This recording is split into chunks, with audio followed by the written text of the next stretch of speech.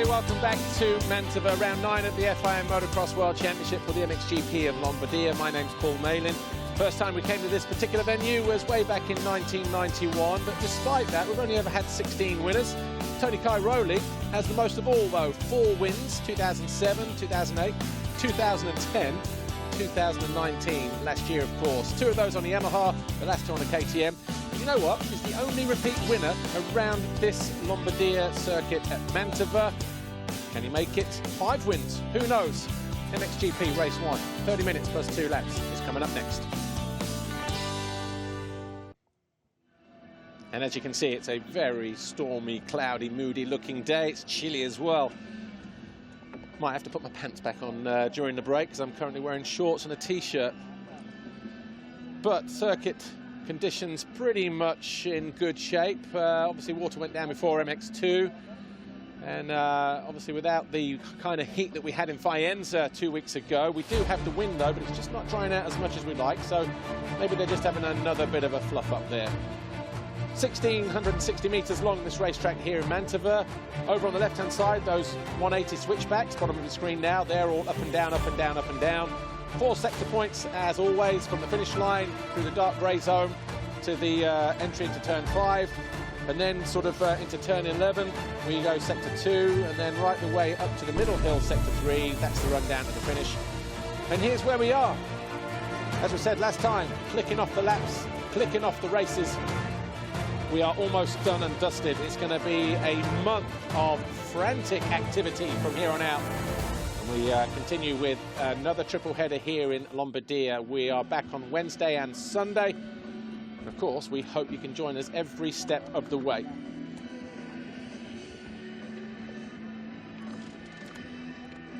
Start straight, getting a bit of a groom.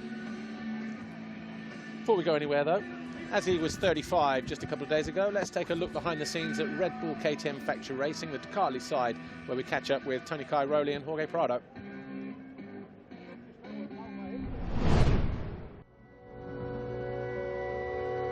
My role in the team changed a little bit in the last few years. Now I'm a co-team manager and I work really close with my father.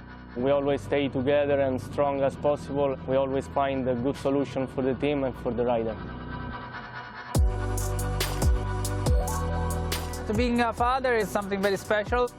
You always hang with a small kid, always happy, playing. So it's not really perfect for racing because you need to be tough and angry when you're on the track. So sometimes it's difficult to separate the 2 things. Latvia was a very special round. It was incredible after a season that started off with a leg injury after collarbone, COVID, getting my first 450 podium over there. It was incredible. I did better than expected, and that podium was just a relief of all that suffering during the week, putting my maximum effort in every single training. Winning every year at least 1 race, I didn't expect. When I was a kid, I actually didn't expect. I mean, I won so many races. My goal was to reach the World Championship. Step by step, you see you can do always more and more and more, and then you realize that maybe one day you could come closer to what Stefan did with 101 GP wins.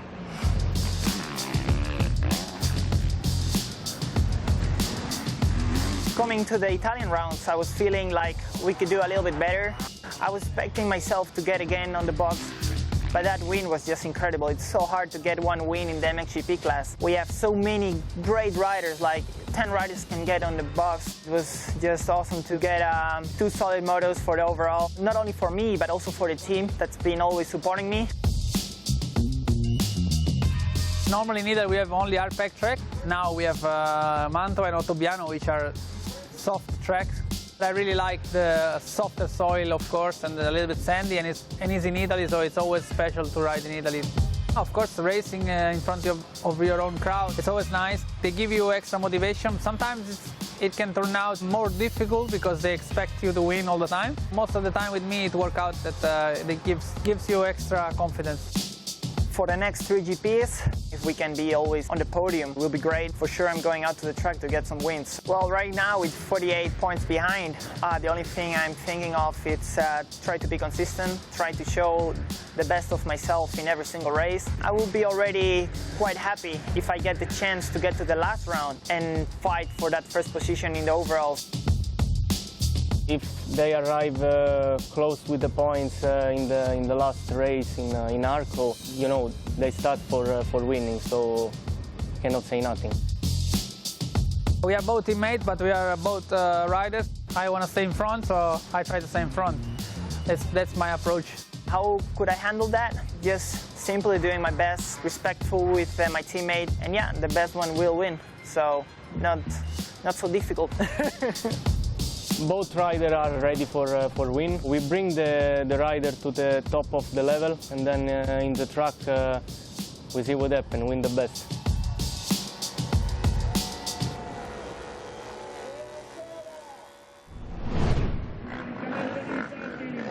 So a nice in-depth report there from the Red Bull KTM factory squad. Tony Cairoli, Jorge Prado, of course David Carli as well.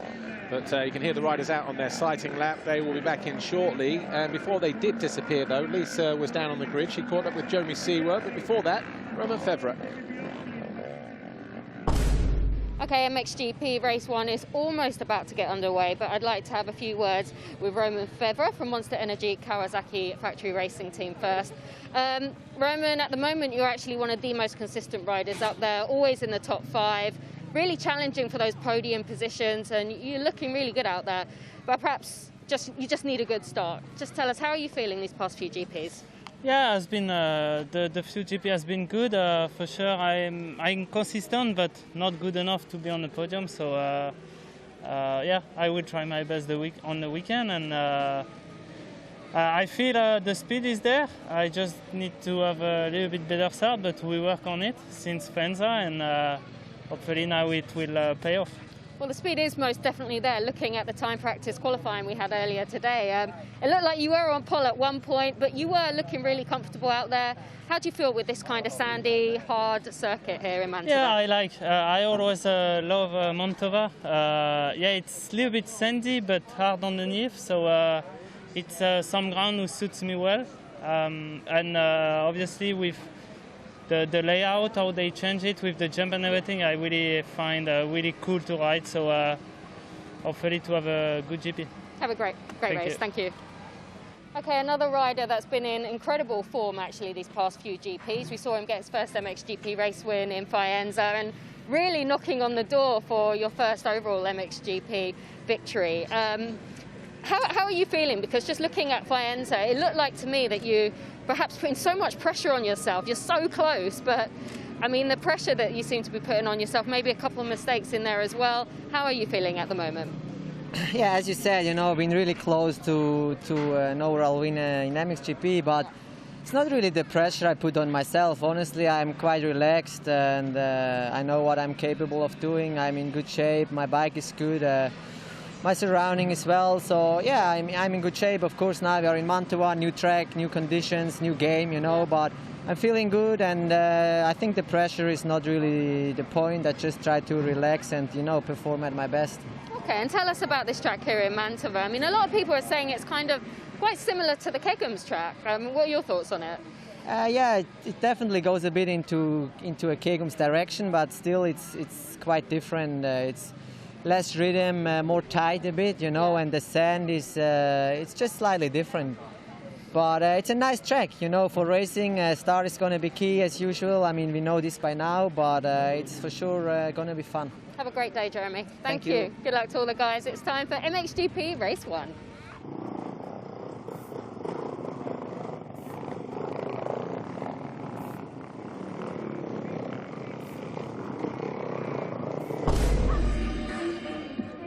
So the riders obviously out on track now for their, or back from their sighting lap, let's say.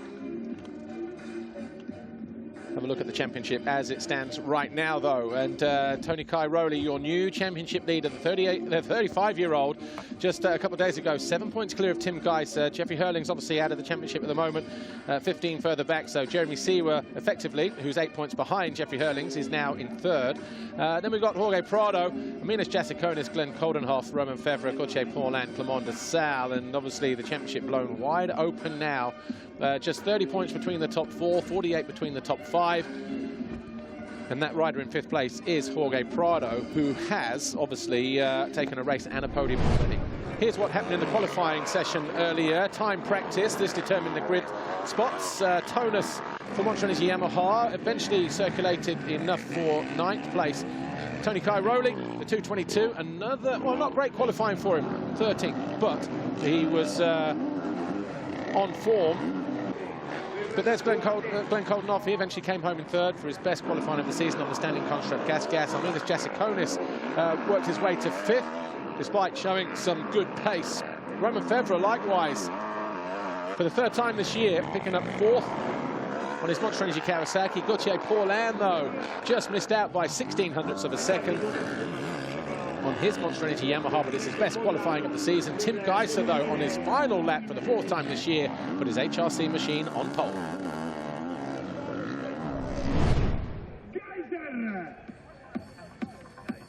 Here's how the riders go to the grid then for MXGP Race 1 and Race 2. Tim Geiser, Team HRC, for the 4th time on pole this year. Gauthier Paulin and Glenn Coldenhoff with their best qualifying of the year so far. Roman Fevre 4th for the 3rd time, ahead of Aminas Jasikonis, Jeremy Seewer, Mitch Evans and Alessandro Lupino. Likewise, a best place for him on his Gavin Van Benroy Yamaha. Arno Tonus was next in 9th, and Ivo Monticelli, standing construct Gas was 10th. Kevin Vallanderen was 11th, ahead of Clement de Salle, Tony Cairoli and Jorge Prado, the 2 KTM riders for Red Bull, down in 13th and 14th, but one of those is pretty nifty at getting out of the start. Dylan Walsh in 19th and Tano Leop in 20th place. Best qualifying positions for them as well.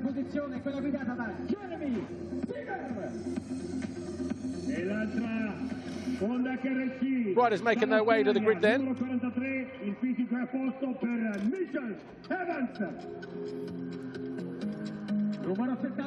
There is your pole man, Tim Geiser.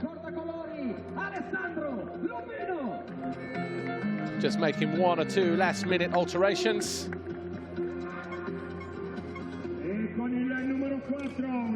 Former winner around here, of course, Roman Fevre and Tim Geiser. Fevre's victory came in 2015 when he went 1-1. When he was Yamaha mounted that day. Tim Geiser also went 1 in 2016 to win the MXGP class. Jorge Prado, Tony Cairoli were MX2 and MXGP winners last year, both with double race wins. Will either of them feature amongst the running today, though? There's AJ. He would love to get a race and a Grand Prix victory. He's been showing good speed over the last few rounds, certainly since we came back from lockdown anyway. And Gauthier Paulin, best result for him so far this year, 6th overall at the opening round in Great Britain. Finished outside of the top 10 once, but for the guy who many feel that he should be challenging for the championship, a couple of 8ths, a 10th, 7th, a couple of 9ths and 11th. He'll be expecting a lot from this weekend, I would imagine. Tony Cairoli, Red Bull KTM Factory Racing, of course, not great in qualifying. Doesn't like those fast laps, though. Prefers to do the talking out on the track when the gate drops. Glenn Coldenhoff, 3rd in qualifying, standing construct Gas Factory rider. Got a race and an overall victory in Latvia. When we emerge from lockdown, he'll be looking for something similar today. And Jorge Prado, king of the whole shots at the moment, 7 this year so far. And you know what, if this guy goes out and grabs another Fox whole shot in race 1, and we've seen how difficult the track is to pass in race 2, unless they've tidied up 1 or 2 areas, you could be looking at somebody grabbing a whole load of points on the guys ahead of him if we're not careful. And Mitch Evans, likewise, another spoiler who can get good starts, 8th, 7th and 6th overall the last 3 rounds. Is there a top 5 on the card for the Australian today? And he did win an international race here at the start of the year as well, beating his teammate. The Fly Racing 15-second board goes up for the first time, MXGP Race 1, 30 minutes plus 2 laps. We're about to get underway here. Tony Cairoli has a 7-point advantage over Tim Geiser in the battle for the title. Away we go. Febvre gets a good jump. Are we going to see fireworks here? Prado gets pushed wide, and too wide, actually. And it's Seewer who emerges in turn 2 in front of everybody else. Prado right there in second. Bogus is in third place on the 189 Marchetti Racing KTM. Then it's Cairoli. Then we've got Koldenhoff in there, and I think maybe even Valandren just around the outside of the Gas, who leaves the door wide open. Are we going to see fireworks in the next corner? He's still there, I think, but it looked like he was going to get passed briefly.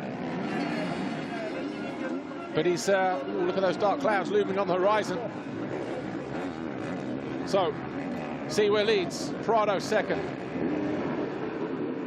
Cairoli third, Bogus is in fourth place.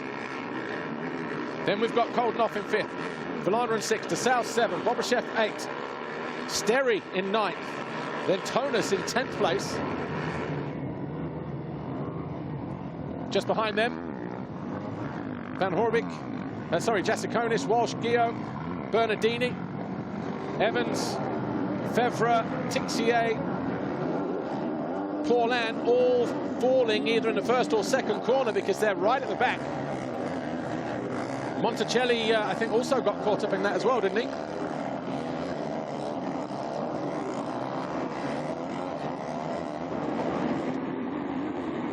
So, back with the action here.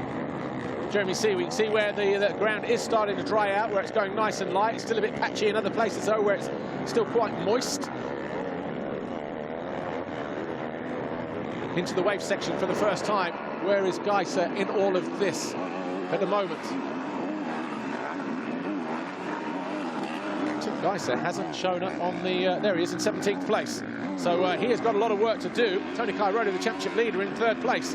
So we've got Seewer, Prado, Cairoli, Bogus, Koldenhoff 5th, Valandren 6, DeSalle 7, Bobryshev 8, Tonus 9, and Van Horbik is in 10th place, 11 Sterry, Lupino 12, and Koldenhoff up the inside of Bogus for 4th place. Oh, heavy landing there for the Dutchman. The first of those two Dutchmen, actually. Going after Tony Cairoli, the championship leader. Tim Geiser now up into 6th, and Tonus, as they re-emerge onto the start straight. Tonus, the number 4, picking himself up. He was in 9th place.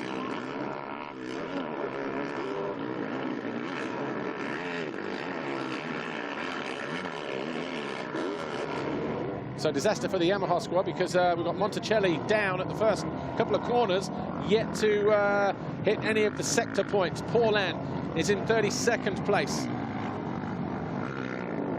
Tonus down at the end of the first lap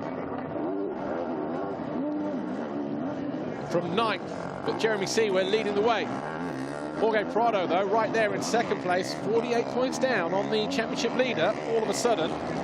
We said this could happen earlier on in the week when I was talking amongst friends. Good at getting starts, good at picking off points, good at staying out of trouble. Are we going to see a second half season run for the checkered flag and the World Championship title from the young Spaniard Jorge Prado?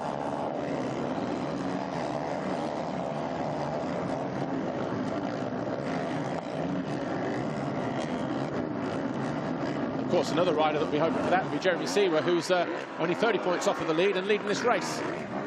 And that's the gap between first and second, with Prado setting the fastest lap of the race by about 2/10. The gap between them is only 1.1 seconds. Cairoli third, Koldenhoff is fourth, down the soupy straight.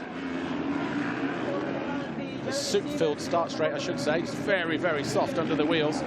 There's Adam Sterry in the white and sort of like day glow fluorescent pants. Geiser just behind him, Dylan Walsh behind him for JM Racing Honda. Focus is the message from his crew in 13th place. And Dylan Walsh looking to make a move up the inside of the defending champ.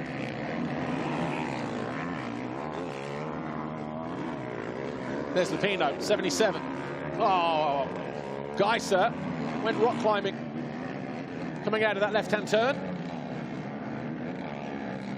Cairoli just starting to lose the toe from the front two at the moment of Seewer and Prado. Gap between them is about 2 seconds.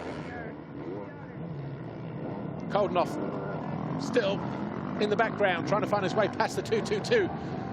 Tony Cairoli. Bogas for Marchetti Racing is 5th. Volanderen 6th for Geben van Venrooy Yamaha. DeSalle 7th, the first of the Monster Energy Kawasaki is ahead of Bobryshev on the PAR Holmes RFX Husqvarna. And we've got Van Horwik's SR Honda Motor Blues machine, and some nice creative lines there from Prado, climbing the bank as he drops down into that bottom corner, avoiding some of those braking bumps. Geiser has found his way past Sterry. So Geiser now up in the 12th.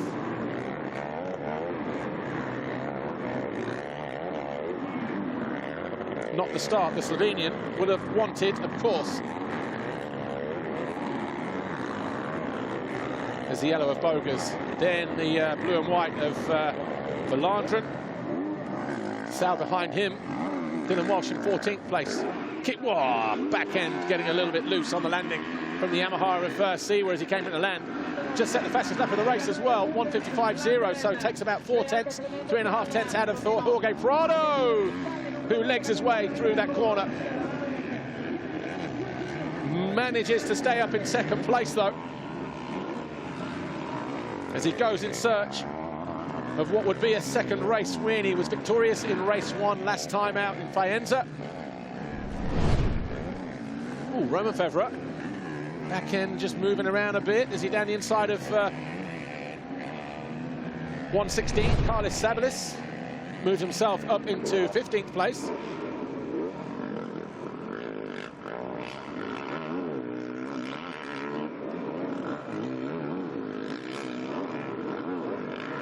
Prado and Seewer. These two actually were the stars of the show in the last couple of Faenza rounds, weren't they?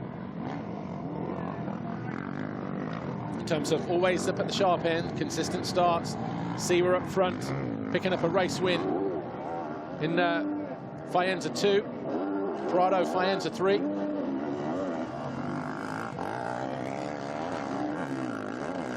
Both got on the podium. Again, there's that nice little cheeky line down the inside. How much does he have to lose, though, by tightening up too much into that right-hander at the bottom of the hill?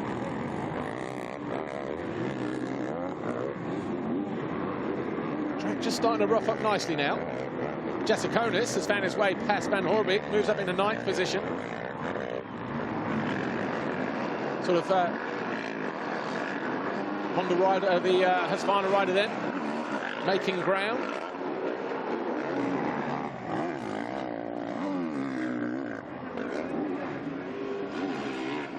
Still nothing in it between these two. Fast lap after fast lap, trading places between Prado, Seewer, and Prado again.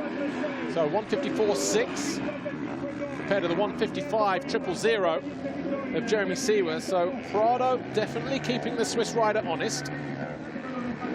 As these two fight it out over 25 points, they got 5.7 seconds over that battle for 3rd in the opposite direction with Cairoli and Koldenoff. Just goes to show how important a good start is when you can just clear the traffic like these two have. Glenn Koldenoff getting caught behind the very experienced 9-time champ Tony Cairoli, and all of a sudden just finding that difficult just to make a difference.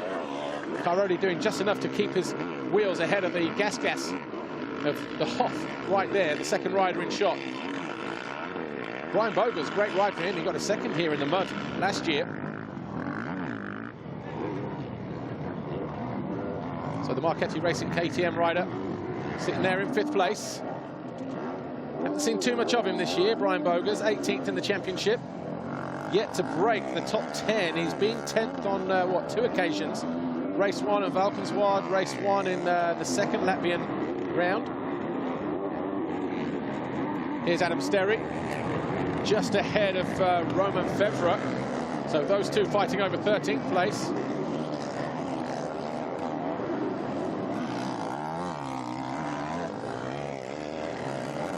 Tim Geiser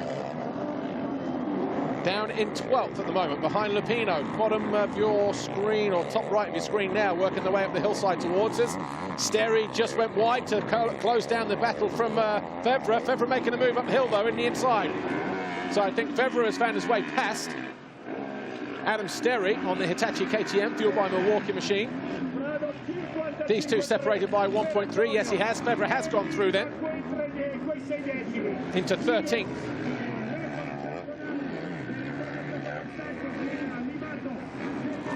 Sabelis 15th, Jacoby 16th. Oh, and DeSalle's had a problem. What happened to Sal down there past pit lane? He was in 7th, or is that just a camera angle that we wouldn't normally see? We'll soon find out when we start hitting the split times, but 1.3 as these two hit the line. Doesn't look like it's that now, as Prado just starts to get closer to the number 91. Ah, first turn, Clement de Sal lays it down, picks himself up. That's in turn 1.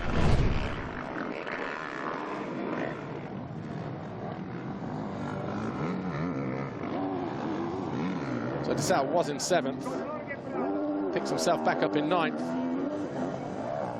These two just pushing the envelope. 55s for the top 3. Seewer, Prado and Cairoli, who's now breaking free from Glenn Coldenoff, who was a 156.014 that time around. This was Febvre a lap ago. Up the inside of Sterry, realised that he was there, still tried to muscle his way across though, didn't he, Adam Sterry?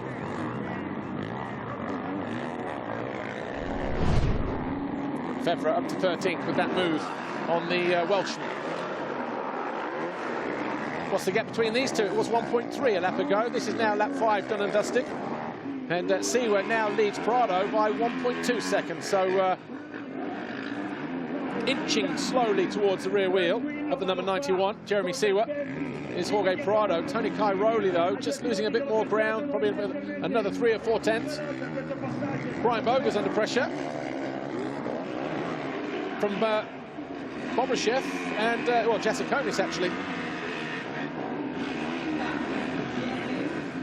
So Boger's, Jasikonis, these two fighting over 6th.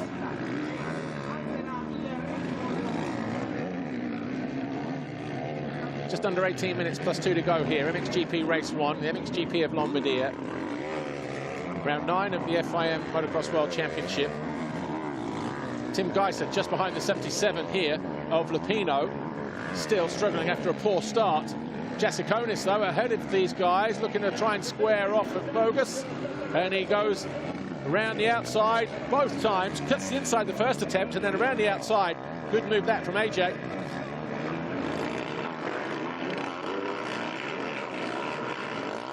All of a sudden, Jasikonis now from the 6th. Boger's under pressure from the 25 in red on that green Kawasaki of Clement de Sal. Then we got Bobryshev, and then the 89 of Van Hoorbeek, and then the last two in that shot, the 77 of Lupino, the 243 of Tim Geiser.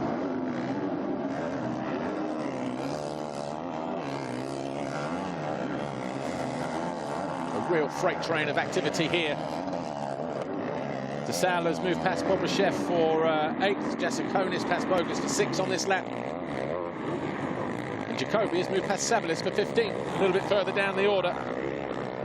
Sterry over there in the background, in that right-hand turn, he is in 14th place. As the leaders work their way to hit the line for the 7th time. What was a 1.3 gap? Sorry, it is a 1.3 gap, so 6 laps complete. This is where Clement de Sal made his mistake a lap ago. Rider down, Jasikonis. Looks like he just either stalled or just tipped over there. Doesn't cost him any positions, though. Good to see Clement de Sal making a bit of a resurgence here. He's had a tough few rounds recently. Back niggles here and there, but hopefully all of those troubles are behind him as he goes after Brian Bogus.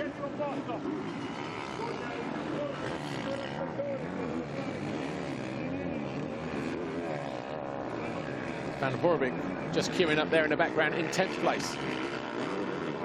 Battles all over the place, though, on this racetrack as Van Horbik tries to go past number 777, Evgeny Bobryshev, the PAR Homes RFX Husqvarna rider, third rider in shot, just leading just behind the Kawasaki there. There he is, Bobryshev, 777, former Grand Prix winner, of course.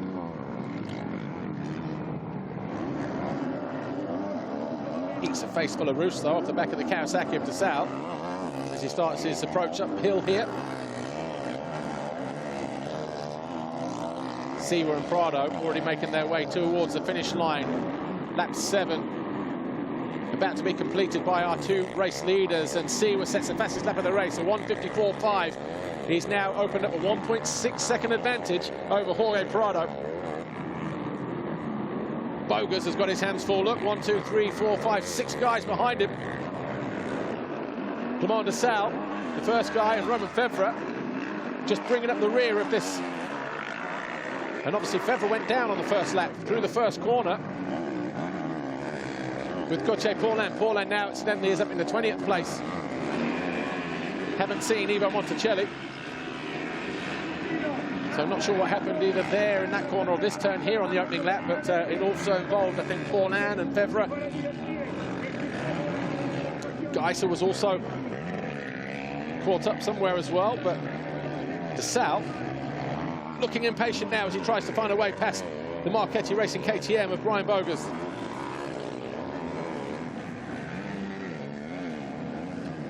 The Pinot has been passed by Tim Geiser. I'm sure we'll see that in a moment, but let's see what happens here as Desal rides the smart line, goes single, and cuts to the inside. Perfectly manoeuvred there from Desal.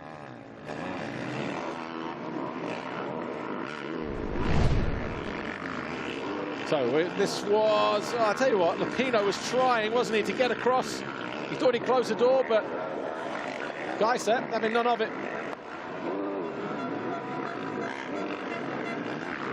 And this was the replay a moment ago. This is the danger when you jump there. You run the risk of going straight on.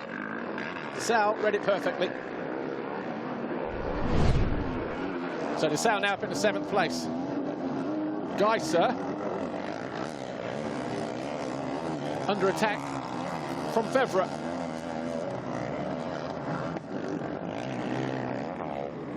So Febvre has also passed Lupino.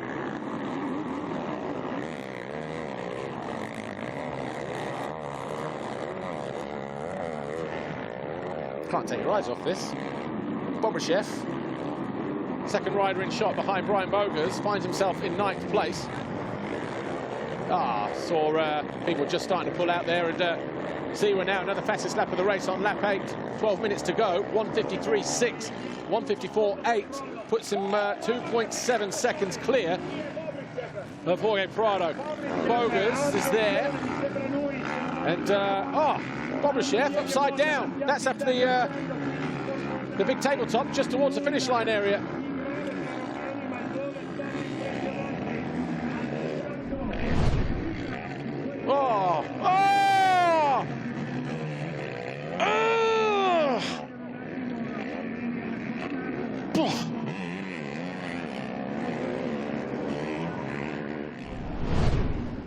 Bobryshev. Not often I'm speechless. That was huge. Almost Doug Henry-esque from Budds Creek all those years ago when he launched long down the hill. Fortunately, he was okay that day. Just wonder whether he caught a braking bump on the approach to the jump, and it just opened up the throttle right when he didn't need to, and just launched him high. Hopefully, Evgeny Bobryshev is okay. So Valandra now 5th, Jasikonis 6th, Desal 7th, Bogas 8th, and Horbik 9th. Geiser is in 10th, but these two in 9th and 10th, in 10th and 11th, sorry, Tim Geiser and Romain Febvre, picking up scraps at the moment, these two. Still like 11 minutes to go. Anything can happen. Well, you saw there the back end just lighting up on the Kawasaki of Romain Febvre. Loses ground to Geiser.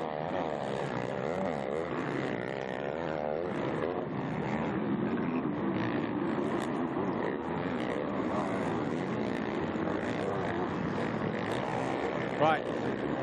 We're going to need wheels on the ground through this whole section here. No overtaking. We've got medics flags. We've got yellow flags waving. Wheels on the ground all the way through. They've got Evgeny Bobryshev off of the track. That'll be a go zone next time around. So we resume the racing here. Seewer 2.6 seconds clear of Jorge Prado. Cairoli is third. Fourth is Goldenhoff. Fifth is Valandrin. Sixth, Jasikonis. DeSalle 7. Bogus leading this group of riders here is in 8th. 9th is Van Horbik, 10 Geiser, 11 Fevre, Lupino 12, about a second further back. Then we've got Jacobi, Steri, Sabalis, Tixier, Paulin, now in 17th, Leo, Bernardini and Petrov.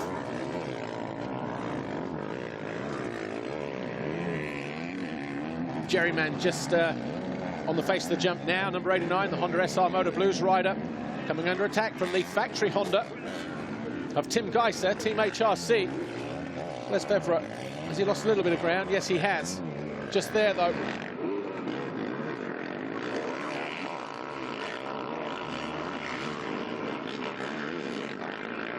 Frustrating race for Tim Geiser, this is.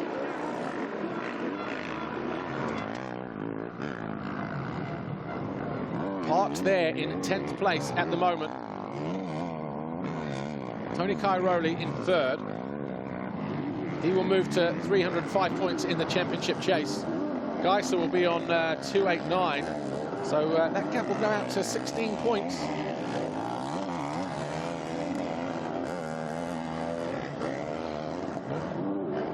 There's Thomas Covington.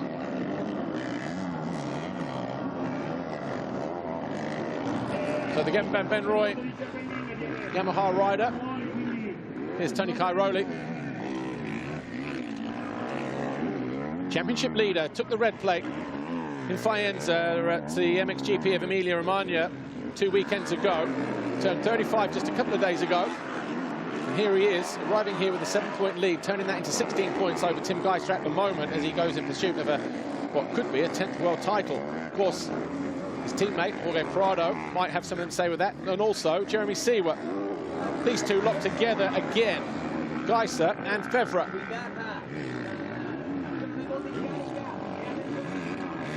Fevre certainly looks like the one that's going to be the most sort of keen to make inroads here with 7.5 minutes to go. You feel actually that if Roman Fevre finds his way past Geiser here, he will quickly be back under the wheels of Van Horbik, and 2 positions will go in quick succession.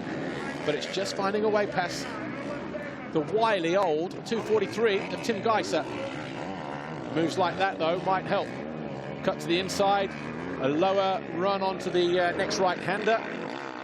Fevre's always been good at picking out different lines for everybody else. And again there, look, nice and smooth on the exit.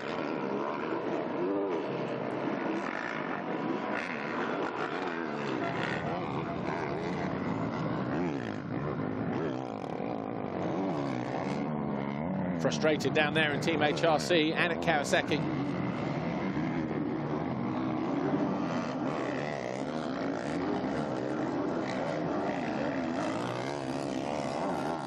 Van Horbik, well, he's perfectly placed at the moment just to hold on to that 9th place, whilst Geiser kind of concerns himself with Roman Fevre.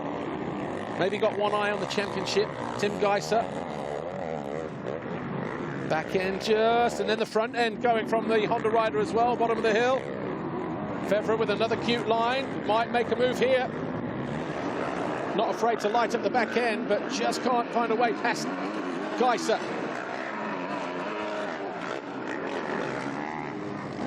Still no change there.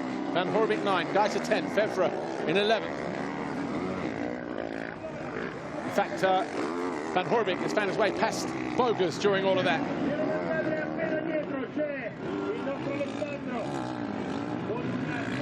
So Van Horbik then looking to pull a bit of an escaping act. There he is, tripling his way through.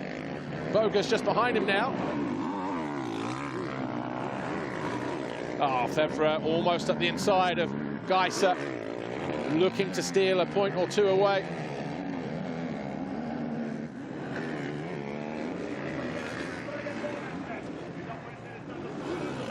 Again, Geiser doing what Oh, and closing down the door. Febvre won't like that. Geiser closed the door there, mid-air. Febvre will probably have a word with him at the end of all this.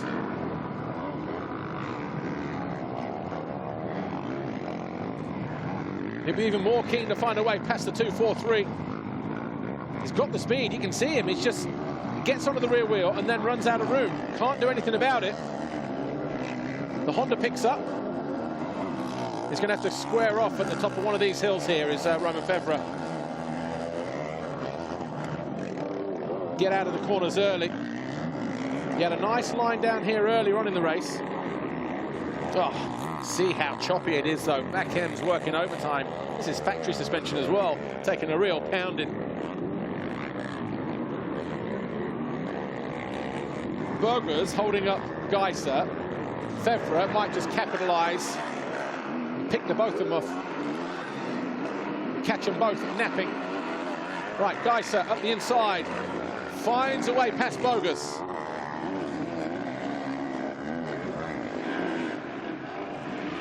Geiser up into 9th. A frustrating 30 minutes plus 2 laps this has been so far for Tim Geiser. He should be able to break free from Romain Febvre at the moment, while he finds a way past the Marchetti Racing KTM of Brian Bobryshev. And Alessandro Lupino, Gavin van Benroy Yamaha rider, looking to close in as well, as these guys just hold each other up.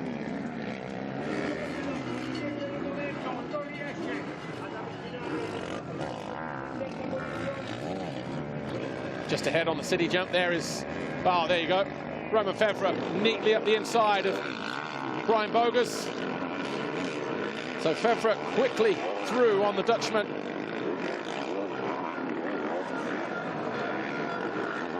Only for 10th place, though. And Lupino's gone through as well. All of a sudden, Jeremy van Horbik, who had disappeared, finds himself coming under attack again, probably in the next lap or so. Now that Febvre's also got Geiser back in his sights, might have a second stab at this, just to sort of say, right, back on you again, and just have that momentum. Oh, mistake there from both riders, actually just going too deep into that corner.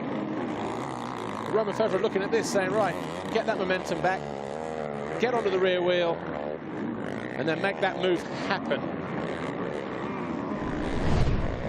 Jeremy Seewer, 3.4 seconds clear. Slight mistake. Concerned, but got it under control. And here we go again, Febvre and Geiser. Absolutely wasting no time, is he? Febvre clearly has the speed. 2 minutes to go. There's a reason why Tim Geiser is a 3-time world champion. Doesn't take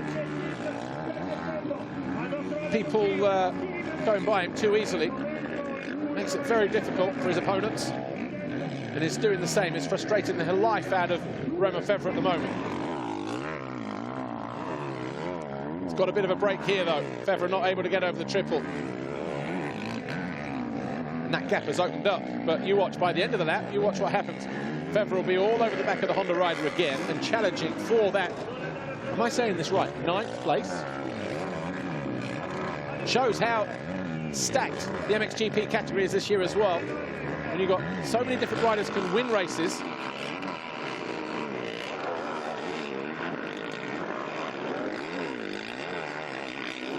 Here's Jeremy Seewer. Going to be 3 laps to go for the Monster Energy Yamaha rider.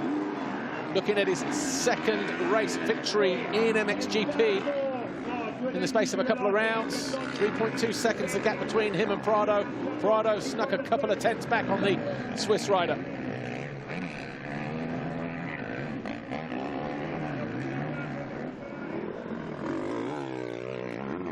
Had 7 different heat winners so far this year. Geiser's won 6, Herlings has won 5, and then everybody else has won 1 race. Jeremy Seewer, Tony Cairoli, Glenn Koldenoff, Aminas Jasikonis and Jorge Prado here, number 61. Seewer looking to make it 2 if he can.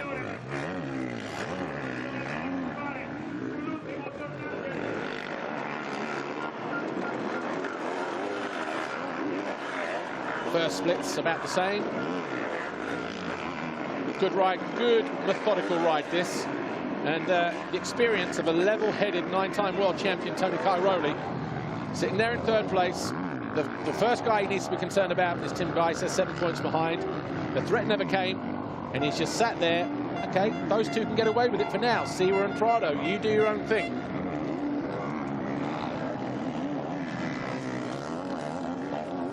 Let's take you right back to the start of the race, though. See what happened with Monticelli and Paulin. This is the start. Paulin just, down the start straight. Wow. Oh, both guys going down hard. I think Monticelli came off worse there, definitely.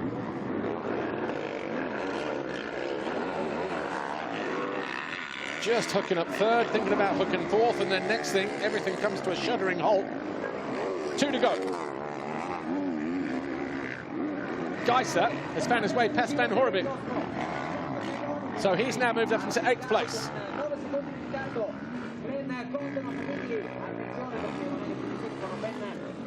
Jeremy Seewer now almost 4 seconds clear of Jorge Prado. Oh, and Febvre around Van Horebeke as well. Well, no, not quite. That was Valentin Guillot, the teammate. Identical clothing. Geiser just trying to disappear again, as Van Horebeke this time is the one who frustrates his former teammate. Number 3, Romain Febvre. Nice little inside the line there that Febvre has. Van Horebeke high off the bank. These two about to enter their penultimate lap. Geiser's disappeared again, so he now finds himself in 9th place. In 8th place, sorry.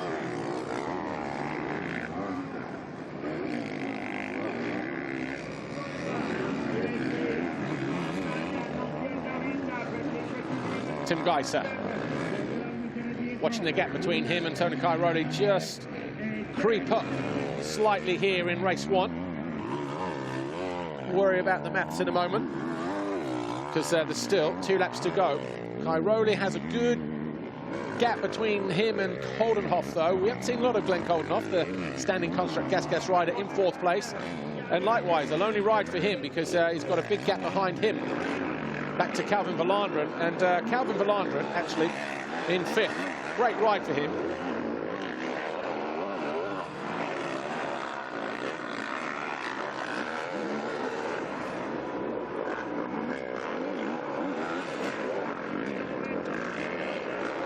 Into the final lap, and here is Calvin Verlanderen, actually, the Gavin van Venrooy Yamaha rider.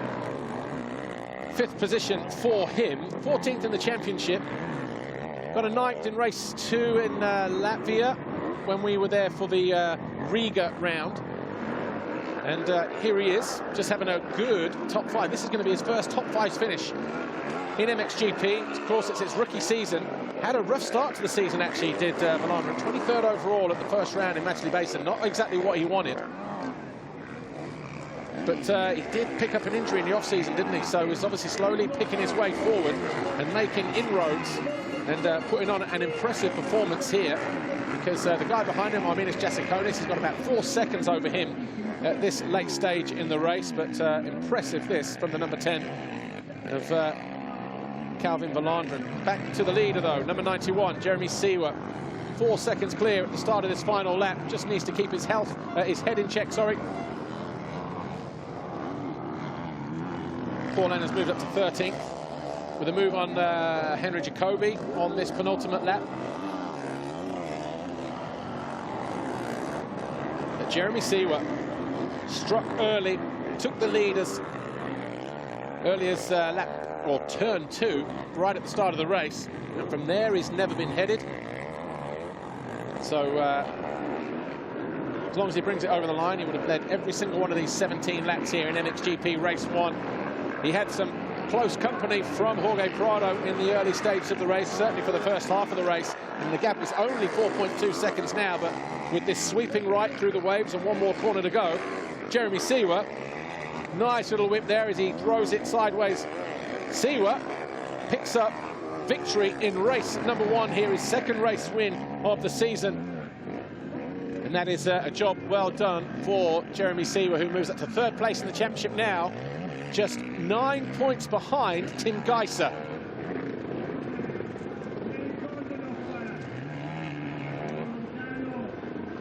Here's Glenn Koldenoff. Get ready to cross the line in 4th behind Prado and Kai Rowley. And Calvin Belandren right here. Gerben van Venrooy just takes one last look over his shoulder, wants to know there's no threat from Arminas Jasikonis. There isn't, and CV10 will be pleased with that. The first time he's broken the top 5 in MXGP.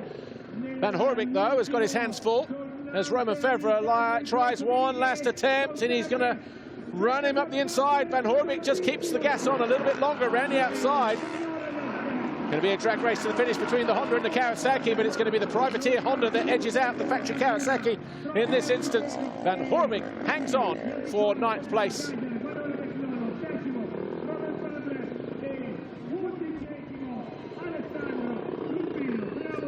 But Seewer is your winner.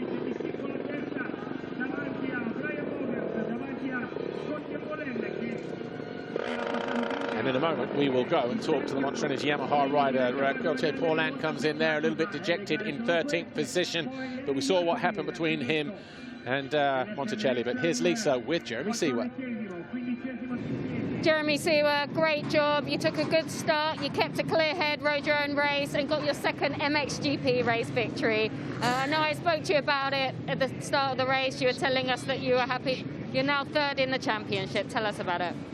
Yeah, you know, amazing to win again, especially to start with for a week of racing, you know. Mountain-wise, all about the start. We know I managed this, you know. I had a good feeling during the week, so I could make it happen. And yeah, I couldn't ride consistent, no big mistakes. It's sketchy out there, but I'm super pumped. And now we have, 5 to go. So I know it will not always go that easy, but I keep it up and see where I, end up at the end. Thanks. Good luck for the second race.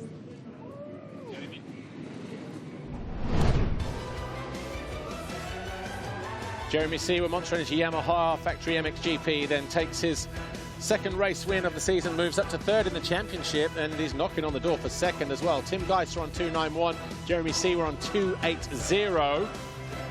Well, this championship is really starting to fire up now. Tony Cairoli had the best seat in the house that time around, but Jeremy Seewer, your winner from race 1, 8 seconds clear of Jorge Prado.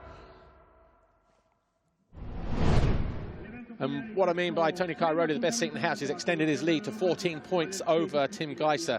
But Jeremy Seewer, you win it from race 1. Jorge Prado 2nd, Tony Cairoli 3rd, Koldenoff 4th. Top 5 for Calvin Belandren. Jasikonis was 6th, DeSalle 7, and Geiser 8 in the end. Van Horebeke 9, Fevre frustrated in 10th. Lupino 11, Bogus 12, and then we had Paulin, Jacobi, Tixier, Sterry, Leoc, Evans, Bernardini, and Lapucci.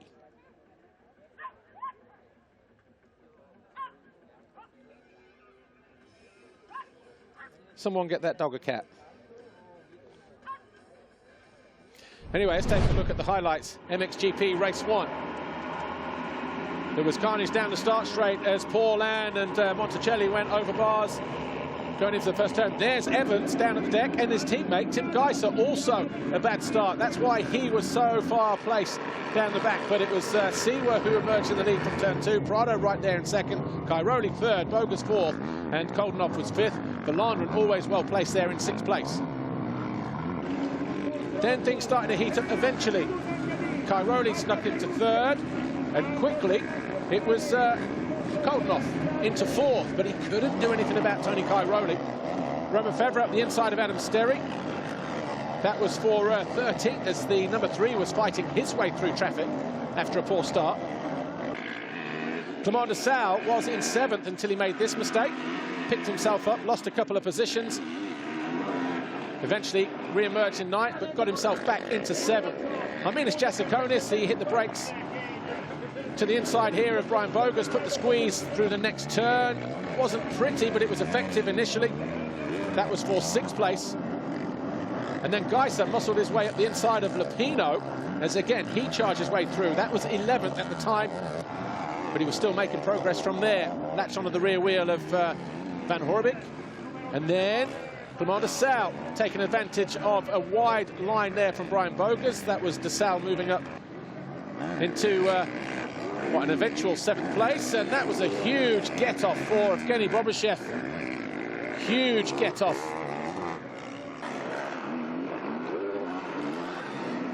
Then, through the waves, Tim Geiser made this move on Brian Bogus to move himself up into 9th place. He would eventually come home in 8th ahead of Van Horbeke. But it was Jeremy Seewer who was victorious by 8 seconds over Jorge Prado. Kai Rowley was 3rd.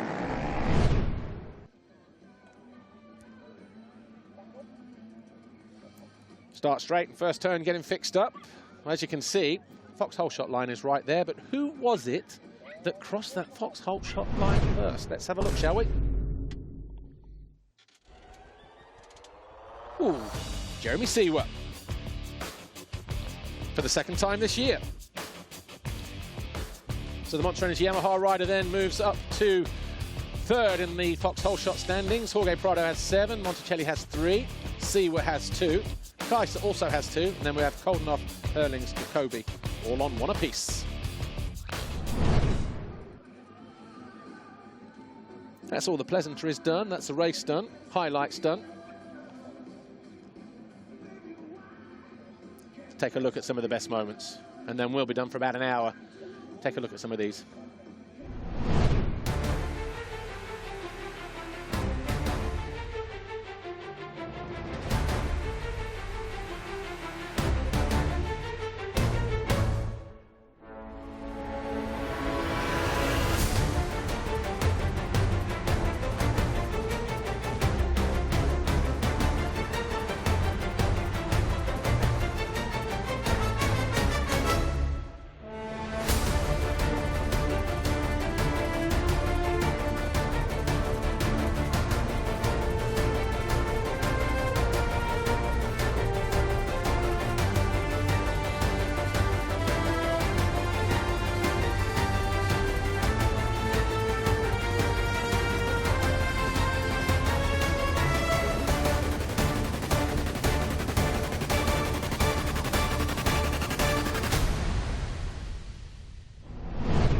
Some of the highlights then from MXGP Race 1. Join us in just over an hour's time when we return to Mantova, the MXGP of Lombardia, for MX2 and MXGP Race 2. We'll see you then. Bye for now.